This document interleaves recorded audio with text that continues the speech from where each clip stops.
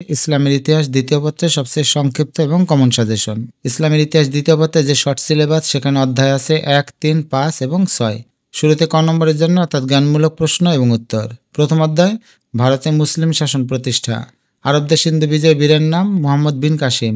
সুলতান মাহমুদ কোথাকার সুলতান ছিলেন? গজনীর সুলতান ছিলেন। পৃথ্বীরাজ কোন বংশের রাজা ছিলেন? চৌহান বংশের। শাহনামা মহাকাব্যের রচয়িতা পারস্যের কবি আবুল কাসেম ফেরদৌসী। দেবলবন্দর কোথায় অবস্থিত? দেবলবন্দর সিন্ধুতে অর্থাৎ বর্তমান পাকিস্তানে অবস্থিত।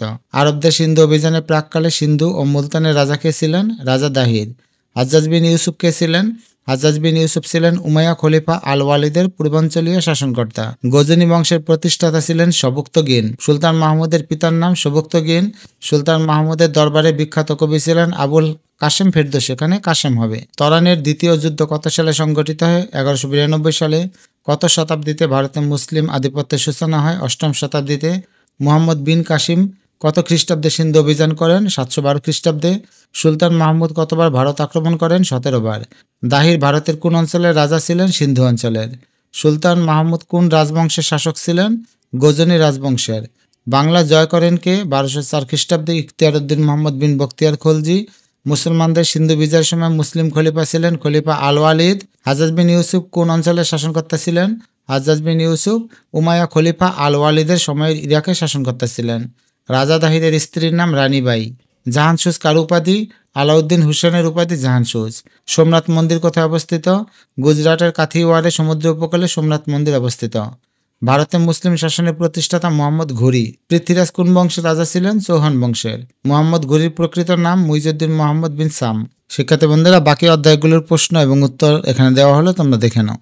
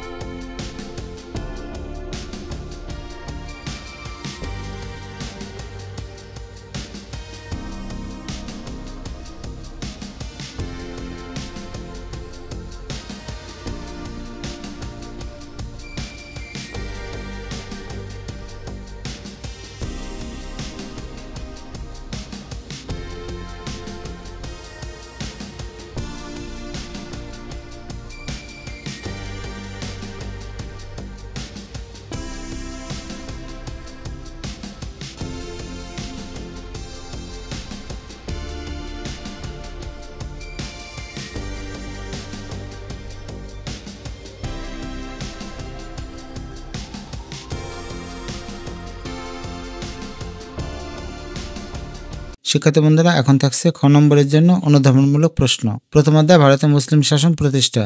রাজা দাহিরের স্ত্রী জহর ব্রত পালন করেন কেন? সুলতান মাহমুদের সোমনাথ মন্দির অভিযানের বিবরণ দাও।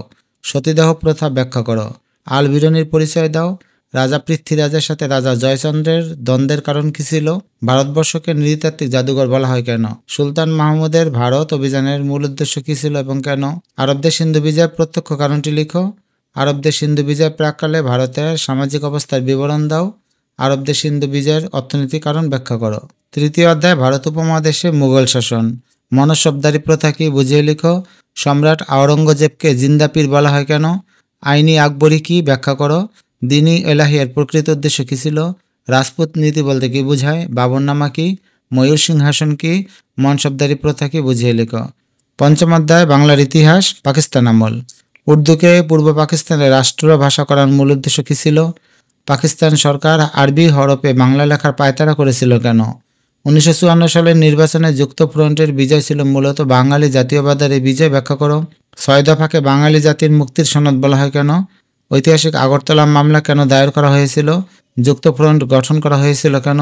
রাষ্ট্রভাষা সংবাদ পরিষদ বলতে কী বোঝায়? শহীদ মিনার কেন নির্মাণ করা হয়েছিল? 21শে ফেব্রুয়ারি স্মরণীয় কেন? 1954 সালের নির্বাচন গুরুত্ব ব্যাখ্যা করো। দ্বিজাতি তত্ত্ব ব্যাখ্যা করো।